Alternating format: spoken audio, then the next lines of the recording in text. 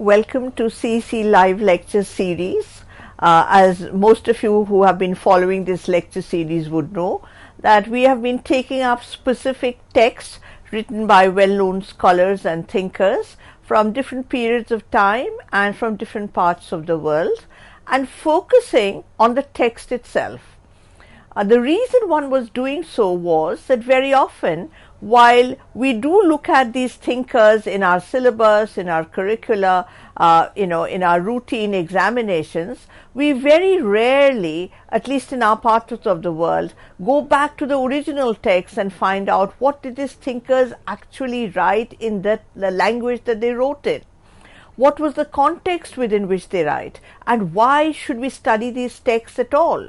For example, the text that I have identified today is by Karl Marx, Manifesto of the Communist Party. It was written late in 1847, which is a very, very long time ago. 1947, India became independent. We are almost 70 years since then. So it's about 170 years ago that you had this particular text written.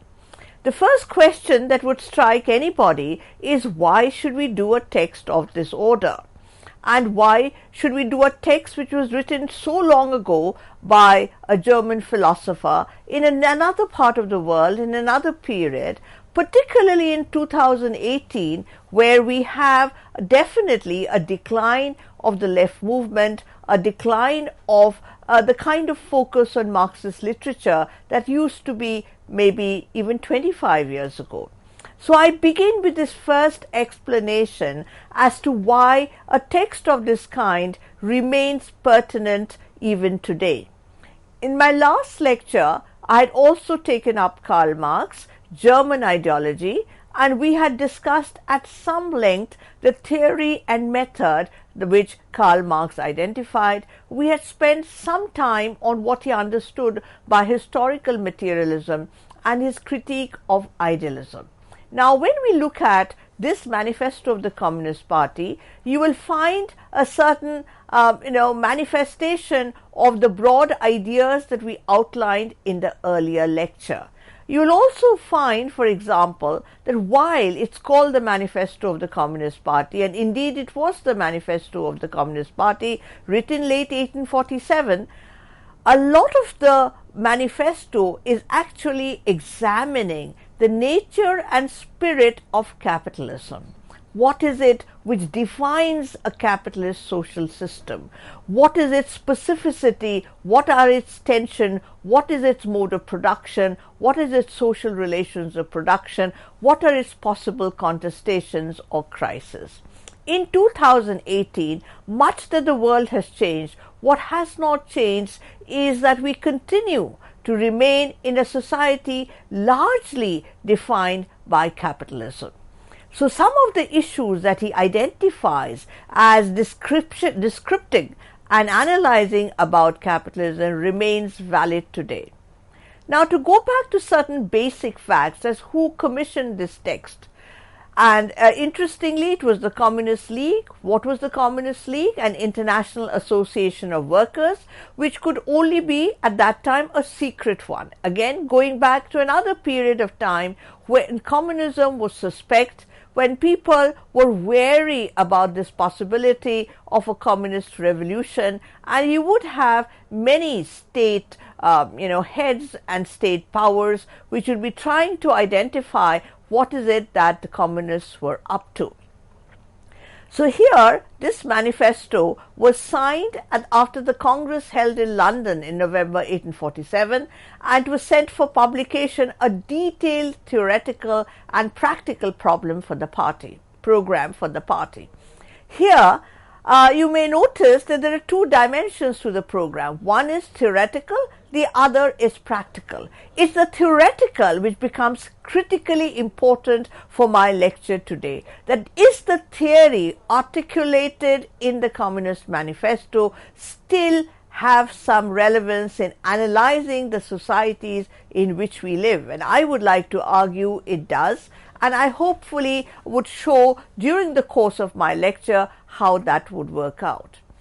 I have drawn, as in my earlier lectures, direct quotations again to convey to all the listeners in different parts of the country who are listening to me a sense of how it was written, what was the text. Of course, the original, here this is a translated version from German, but here this is how it begins.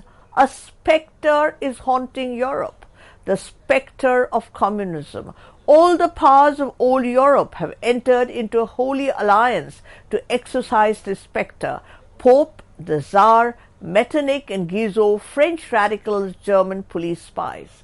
It's another period. You may ask, what relevance do we have to understand this kind of Europe which was there so many decades ago? It's important to have a historical perspective. As I teach, as I come to the tail end of my teaching career, I feel this even more intensely. I feel it intensely when I hear debates on television in India, a sense of a lack of understanding of history, a lack of comparative perspective. If we do not know the kind of mistakes and developments which happened in history, we are prone to repeat those mistakes. If we do not know the kind of tragedies as well as achievements which took place in history, we would be prone to again fall into the pitfalls of history. A historical context is therefore very important, becomes even more important in a time where you have a lot of fake information circulating through the social media. It becomes very important for any sincere and serious academic input to take into this consideration and try and attempt to see how it would be to develop an informed discourse, an informed public discussion in the world today. Now, where is the party in opposition that has not been decried as communistic by its opponents? Here Marx is referring to a time when he was writing this, where there was a great hostility to the kind of attempt made by the communists of that period. Importantly, unlike today, at that point communism was in ascendancy. Here again, it's important to understand how historically events do change, ideological orientations change. If we do not understand these historical processes, we would be confined to saying yes or no, agree or disagree, instead of going into any kind of nuanced and informed understanding, which is the demand of the day. Two things that result from the fact that everybody didn't like communism at the time, that at that point of time it was already acknowledged by all European powers to be of certain consequence. And second, the point that Marx is saying, that if everybody is taking communism seriously, for the communists it was important to publish their views openly. There was no subterfuge, there was no double-faced nature about the program. They expressed it honestly as it was. There was no hidden agenda. It was explicitly stated. So you had at that point of time, and you must recall, at that point, along with the rise of the communist movement, you had a tendency for an international approach to social issues. So here was the Communist Manifesto being translated in English, French, German, Italian, Flemish, Danish. Interestingly, in our part of the world too, it was translated into the Indian languages. I now return again to the actual text as it was, and it begins with the bourgeois and the proletariat. Now, when we use the word bourgeois and the proletariat, most people have heard these words. Most people have some understanding and some idea of what they feel Marxism and Communist Manifesto was about.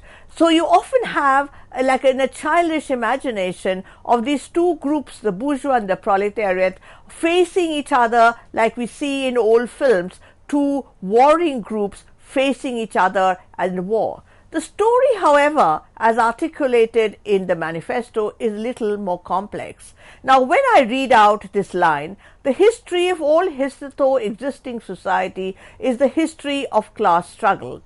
Here, again, when you say class struggle, the assumption here is that there are two different classes we are fighting each other. The story, again, is a little more complicated than that. It is true that there would be a conflict between freeman and slave, patrician and plebeian, lord and serf, about the oppressor and the oppressed. But the conflict is not just about groups of people.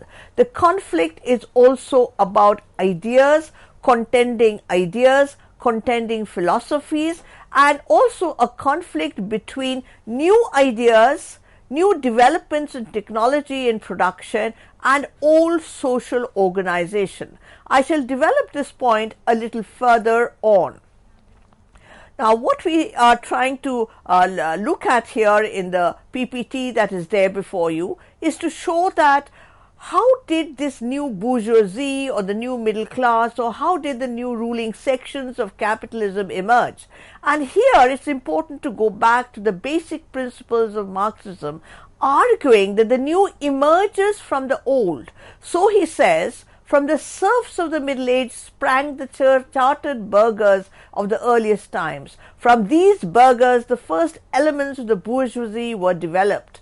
So the feudal system of industry was the system from within which capitalism emerged. And here again, as I go into the next couple of sections, you would notice that what is happening here is that Marx is applying his theory, his historical knowledge, and his method of understanding how societies change. So he is arguing the feudal system of industry, in which industrial production was monopolized by closed guilds, now no longer sufficed for the growing wants of the new markets. Now, I spent a little bit of time by what does he mean by it. Now, during feudalism too, even in our own country, in India, during feudal regimes, you would have various kinds of production. As we know, the wonderful saris, the wonderful weaving industry, the wonderful brass works. India has been, a site for these incredible products which have been produced. But in the feudal period, they were produced very often in limited scale, not industrial production, and very often under state patronage, maybe by the king, maybe by the Nawab. And it was limited scale, and it was not enough to grow to the caterers and demands of the new market. The manufacturing system that took place could not continue within the older system of the feudal system of industry, of guild masters, of limited division of labor. Modern industry, the markets kept ever growing. Now look at this text that is there for you to look at in the PPT very carefully, because here Marx is capturing the kind of dynamism which defined modern industry. The markets kept ever growing, the demand ever rising, even manufacturers no longer sufficed. Thereupon steam and machinery revolutionized industrial production.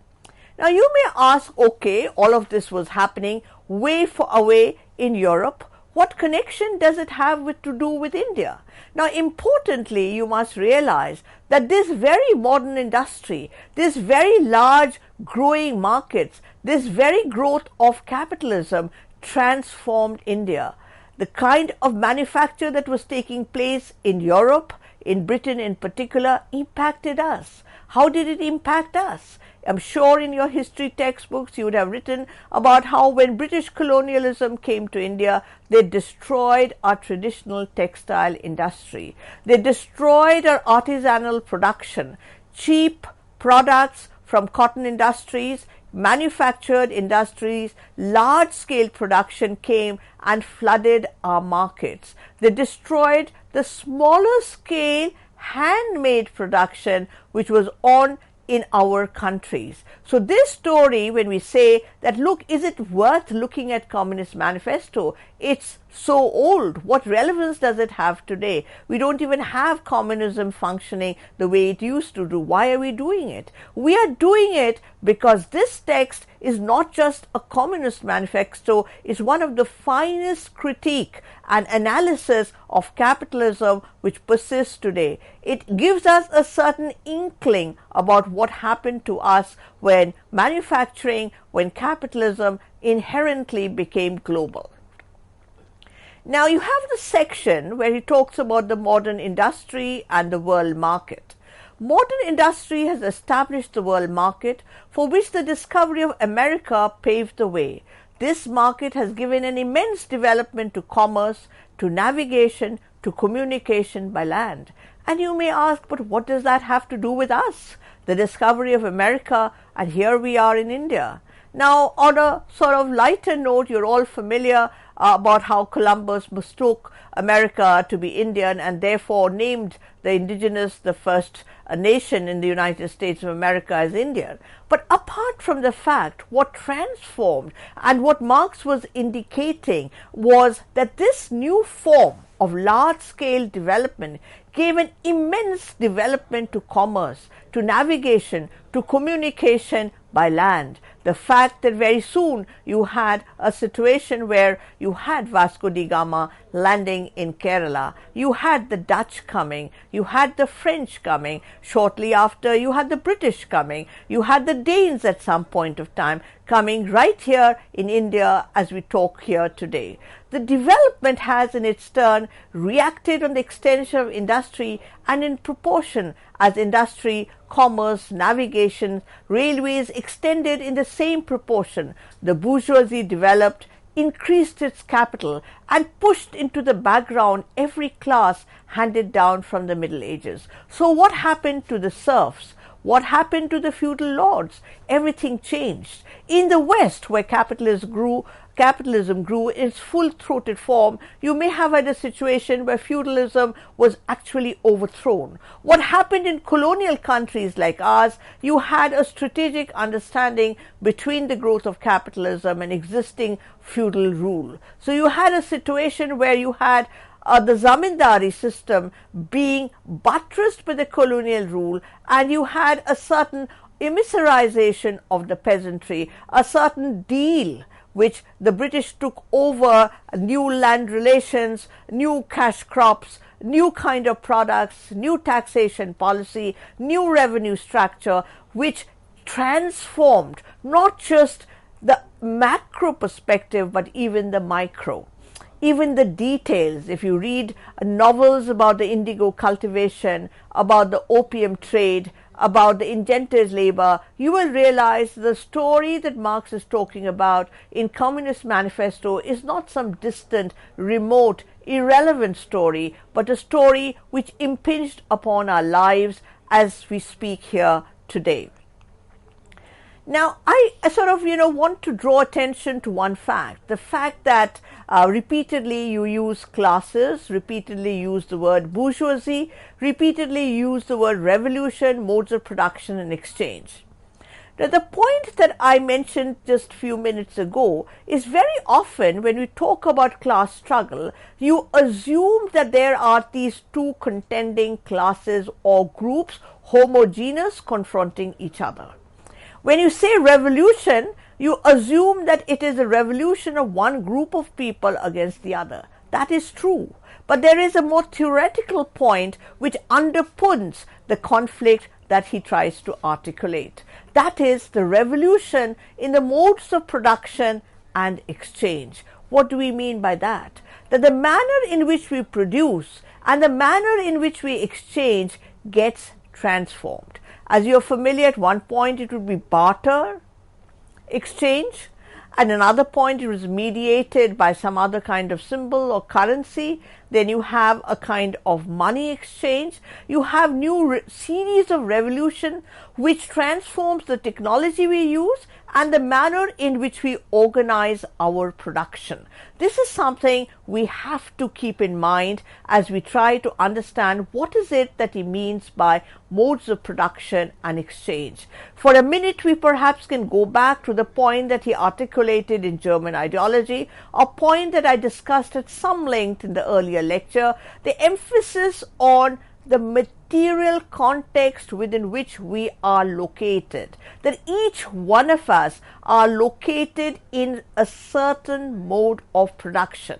We're in a certain mode of exchange. They may appear as abstract terms, but if we explicitly explain it and say it means that we live in a market society, a society of capitalism, where we, for example, have compete to get certain kinds of job, that you have a certain notion of profitability and a certain notion of whether you're doing the kind of work that you are doing or not. You have differential relations to the mode of production. So I, as a middle class teacher, would have a certain relation to the mode of production, whereas maybe a tribal woman working in the forest would have a differential relation to the mode of production. But each of us are defined by it.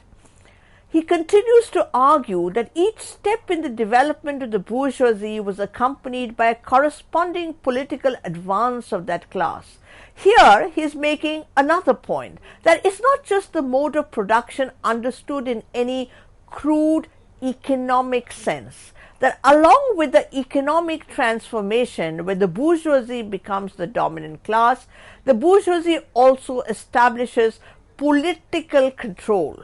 The bourgeoisie, since the establishment of modern industry in the world, has taken over the state, the exclusive political sway. The state in a modern society is controlled by the ruling sections of society. Theoretically, a liberal democratic state has to listen to every sections of society, has to listen to the poor, to the rich, to the peasants, to the capitalist. Every year when we have the budget, you would very often hear the finance minister having discussions maybe with big business, maybe with farmers, maybe with traders, maybe with women entrepreneurs.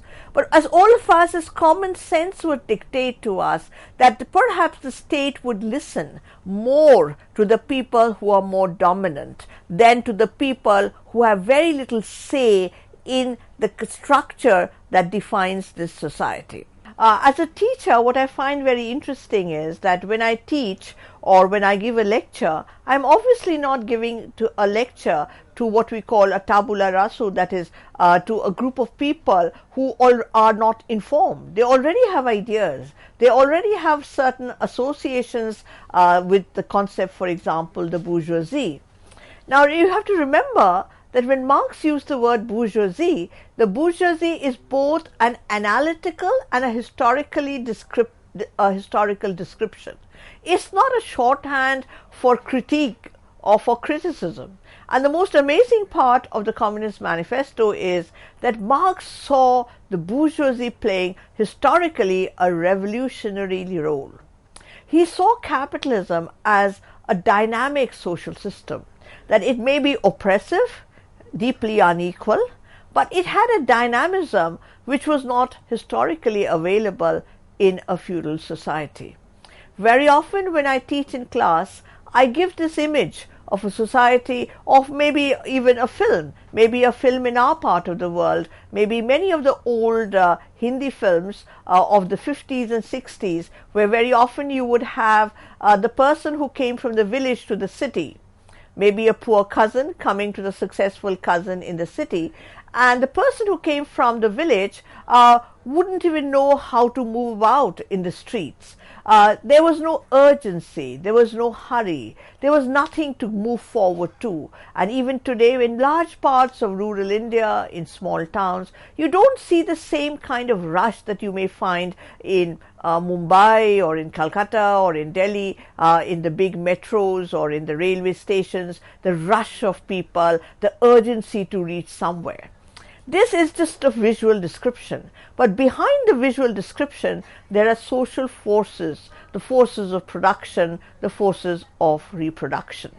Now, to return to the central point, that the bourgeoisie historically has played a most revolutionary role. The bourgeoisie, wherever it has got the upper hand, has put an end to all feudal, patriarchal, idyllic relations. That there was a time very often, even when we discuss the good old days when everything was idyllic. And Marx says here, the bourgeoisie, wherever it has got the upper hand, has put an end to all feudal, patriarchal, idyllic relations. So it is not a one-sided, criticism of everything that is feudal.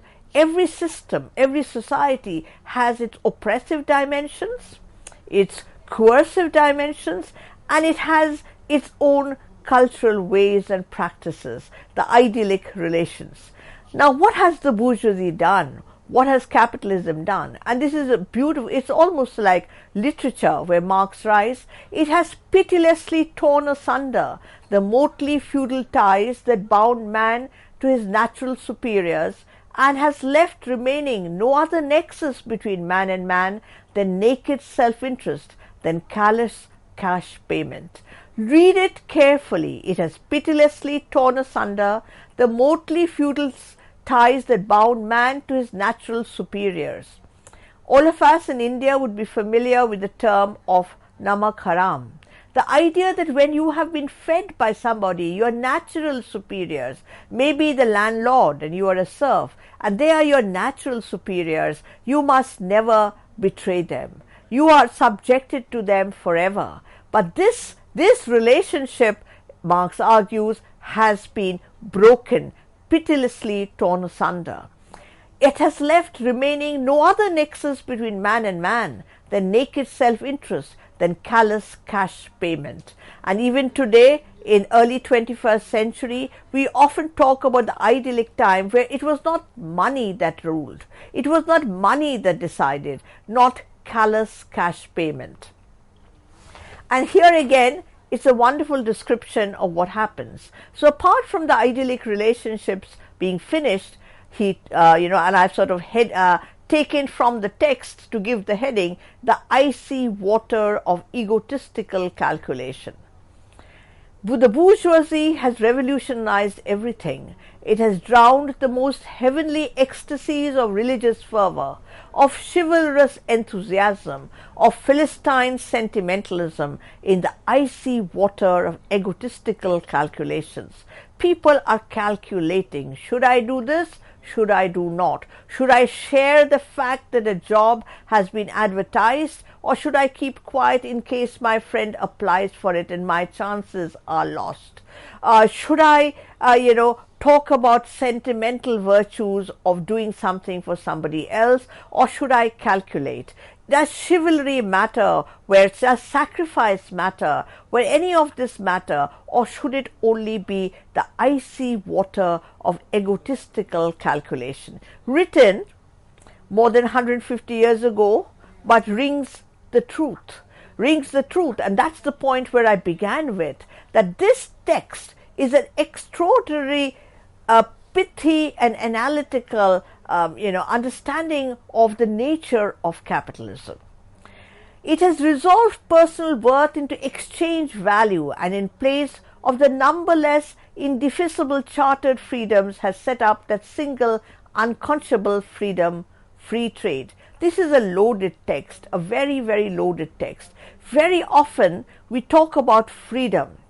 We talk about freedom as something which is about expressing oneself, expressing our inner selves, the freedom to write, the freedom to sing, the freedom to paint, the freedom to dance.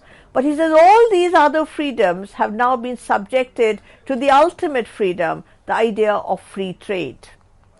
In one word, one exploitation veiled by religious and political illusions, it has substituted naked, shameless, direct, brutal exploitation. Here he says that in feudalism, you often did not see the brutality of oppression.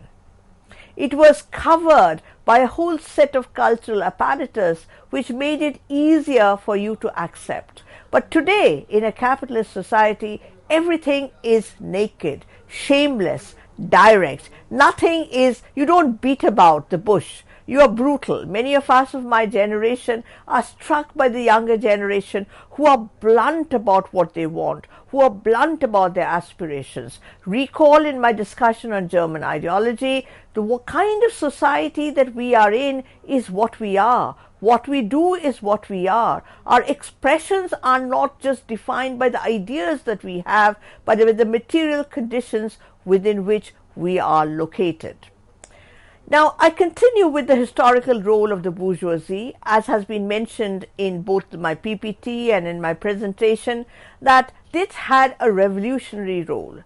And Marx continues to argue, It has drowned the most heavenly ecstasies of religious fervor, of chivalrous enthusiasm, of Philistine sentimentalism in the icy water of egotistical calculation. I've already talked about the rise of the free trade, about the naked question of exploitation. He goes on to describe what has happened, stripped of its halo, occupations and institution. The bourgeoisie has stripped the halo of every occupation hitherto honored and looked up with reverent awe. It has converted the physician, the lawyer, the priest, the poet, the man of science into its paid wage laborers. Very often, as we live in the 21st century in India, we talk about the medical profession, we talk about the legal profession. And what's the first thing that we talk about when you talk about health issues or hospitals or doctors or lawyer? What we talk about is, oh my God, the amount of money that we may have to spend. It is crude, calculated, direct question of commerce. No, it's no longer hallowed, it's no longer revered, it's no longer honored. As I draw towards the tail end of my teaching profession, very often I feel that like the teaching profession has now been reduced to service providers. The idea that you pay such heavy fees to go into a private university or into a coaching institute. You have to deliver. Where are your deliverables? Where are your deliverables if you haven't had that many of your students qualify for an entrance exam or break through certain kind of entrance exam for a job? Where are the deliverables? But traditionally, the idea of the teacher was to teach. There was a certain normative or moral dimension of what you were doing, the idea of building up good citizenship, the idea of equipping people with analytical devices. Where would that go when we take over the whole question of teaching profession as a direct commercial imperative? He goes on further to argue it's not just occupations, it's not just institution. The bourgeoisie has torn away from the family its sentimental veil. It has reduced the family relation to a mere money relationship. In our parts of the world, where very often we eulogize the family, we were reluctant to even critique the family, though there would be oppressive dimensions just as there would be wonderful dimensions to a family.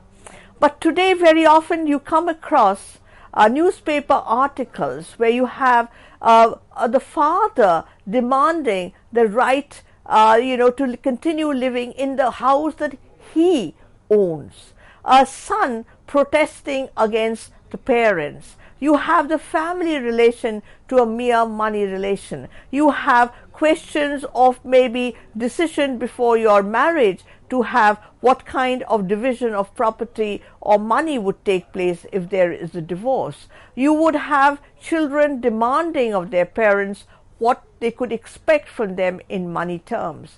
So the bourgeoisie has torn away from the family its sentimental value and reduced the family relation to a mere money relation. It doesn't mean that there was no aspect of commerce in an earlier period. The question was, in an earlier period there was a veil, there was a cover, whereas in the current period everything is exposed. You can see it for what it is. Constant revolutionizing the relations of production. Here, this aspect, this part of the Communist Manifesto is very important to understand what is the inner dynamism of capitalism. What is it which makes capitalism grow and grow, expand and expand? The bourgeoisie cannot exist without constantly revolutionizing the instruments of production and thereby the relations of production and with them the whole relation of society. Again, look at this text very, very carefully. That in the logic of capitalism, they have to constantly improvise on technology. Look, this technology is dated. We have to now have a new kind of technology if we have to be efficient. The instruments of production has to change. But along with it, the relations have to also change. And once those relations change, the whole relations of society itself can also change. I'll give you a small example. All of you are very familiar with what is called Fordism.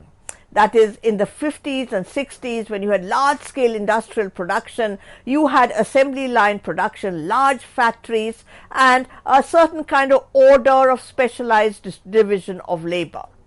But people started feeling that with Fordism required a certain scale of investment which was not profitable. So not only was new technologies brought in, but you had new organization. For example, we shifted from Fordism to flexible labor. So today in our country, for example, or world over, you will rarely come across a factory which is hiring hundreds and thousands of people, which we once did in our textile industry. If you look at the city of Mumbai, there were so many cotton textile industry all shut. Does it mean that the garment industry has stopped in our country? No, but very often it is flexible. So you may have a middle person, a middleman, contracting certain kind of maybe products, maybe in a slum, asking women to produce certain things, and at the end of the day they may be paying them not wages, not regular wages, but piecemeal, and then bringing it, and then they may get branded, and you may actually have a product made by a woman sitting in a slum, which then gets picked up and branded by maybe a multinational or a transnational or organization. All of you are familiar that some of the biggest brands, the production is made maybe in Bangladesh, maybe in Sri Lanka, maybe in India, but the brand would be of a certain name which would be associated maybe in many cases with the West, in some cases with not. Now he comes to the last part, and this is a text which has been cited by many people. Many people, including people who later talked about postmodernism not too long ago, that look, what capitalism does to us is that all relations change, all fixed, fast frozen relation with a train of ancient and venerable prejudices and opinions are swept away. All newly formed ones become antiquated before they can ossify. Here, what Marx is doing is capturing the unending dynamism of capitalism. Nothing stays constant. It's not forever the same. Not forever the ancient village system of India where things stayed roughly the same. Houses stayed roughly that they were. Food was eaten roughly the way it was by your grandfather, your great-grandfather, your great-grandmother, your mother. There was a certain slowness, sometimes unmoving, whereas with the coming of capitalism, all the fixed, fast, frozen relationship with a train of ancient and venerable prejudices and opinions are swept away. All new formed one becomes antiquated before they can ossify. To grasp the context within which Marx was speaking, you must realize that he was writing at the time when Europe was undergoing the kind of transformations that he's talking about, that everything that was sacred is done for. Nothing is revered. Everything is now direct, brutal, and commercial. All that is solid melts into air. All that is holy is profaned, and man is at last compelled to face with sober senses his real condition of life, his relation with his kind. Everything that is solid has melted into the air. We are suddenly, all that we thought was sacred, all that we thought was holy is profaned, and man is at last compelled to face with sober senses his real condition of life and his relations with his kind. Here, maybe to explain exactly what is it that he's trying to argue, is that in an earlier period of time, say in a feudal regime, you may be a bonded labor, and you have the landlord and you are bonded for life. Not only are you bonded for your life, so were your ancestors and so would your children be to the landlord. But this relationship was never posed or seen as exploitative, nor was it seen as brutal. It was seen as natural, solid, even holy, sacred. For after all, you are not supposed to stab the person who fed you. But now that that holy world is done for. You can see the exploitative relationship for what it is. Just like you, as a wage labor, are no longer compelled to work for the factory worker that you dislike, the factory owner is also not compelled to keep you as somebody who is bonded to the factory worker or to the family of the factory worker for life. Everything now is contractual. It is done for. It's something which is direct. Now, we spent a little bit of time on talking about the inner dynamism of capitalism. There is another aspect to this, and this aspect is the whole issue of global markets. And here is interesting because your generation, the younger generation, are all very familiar with globalization and global markets. But the globalization actually began with the very beginning of capitalism. Capitalism was essentially a global phenomena, unlike, say, feudal regimes, which were more specific to the regions within which they were. You did have a feudal global market, but you do have a capitalist global market. The need of a constantly expanding market for its product chases the bourgeoisie over the entire surface of the globe. It must nestle everywhere, settle everywhere, establish connections everywhere. Again, notice almost the literary style of the language. Again, sort of try and imagine what is it, this aspect of this constant expansion for market. You would see if you're in business yourself, or you know people in business, or you know people who work maybe for a transnational corporation or a big company, they would be constantly say, we are now going to expand to Africa, we are going to invest in Latin America, we are now exploring new markets in Southeast Asia. And here you want to go in every kind of place which is possible, because if you don't expand, if you don't settle everywhere, if you don't establish connections everywhere, you will lose, and losses are not accepted within the capitalism. So there is a cosmopolitan character to this production and consumption. There is a certain question of transnationality. As we come to the end of this session, I just want to again identify some of the older issues which are there in the manner in which capitalism has been defined in transnational capitalism or in the Communist Manifesto. Now, I sort of return to the text here. Now, it has drawn from under the feet of industry the national ground of which it stood. All old established national industries have been destroyed or are daily being destroyed. Now, along with this global nature of capitalism, there is another aspect that Marx draws to, and again you will notice how relevant Communist Manifesto is to understand the political economy of contemporary times, the societies that we live in. Universal interdependence of nation. They are dislodged by new industries whose introduction becomes a life and death question for all civilized nations by industries that no longer work upon indigenous raw material. Think about today, 21st century, how interconnected we are. How often when you go to a railway station or an airport, you see people traveling not just across the country, across the world. You talk to people about the kind of work they do, and you will see that their businesses are very often global, that you have the jewelry industry, the fashion industry, you have even your education industry, which is often stretched across the globe. You have publishing industry, you have new universities which may be globally controlled. You have a new situation. But this new situation may have taken a certain kind of direction in the contemporary period, but at the time when Marx was writing, it was impacting us directly. Take this example, the raw material drawn from remotest zone. Industries or products are consumed not only at home, but in every quarter of the globe. One example from India, tea. Tea was not naturally grown in our country. The British came and planted the tea industries in parts of Assam, the northeast, and in the south. But the tea was consumed by everybody across the world. So the tea which we didn't drink traditionally now became part of our culture.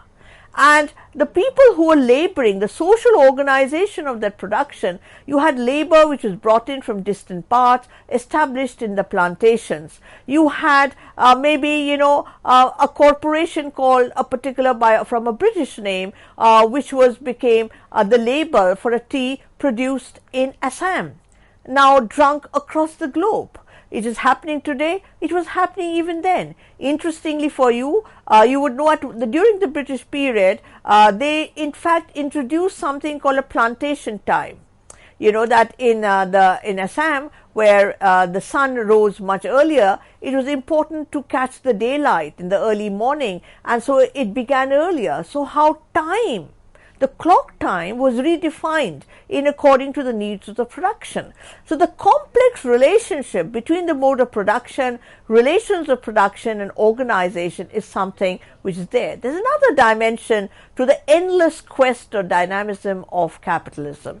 And here it is in place of old wants, satisfied by the production of the country. We want new things. All of you are familiar in the contemporary period how there's a dynamism that we want new things. When parents are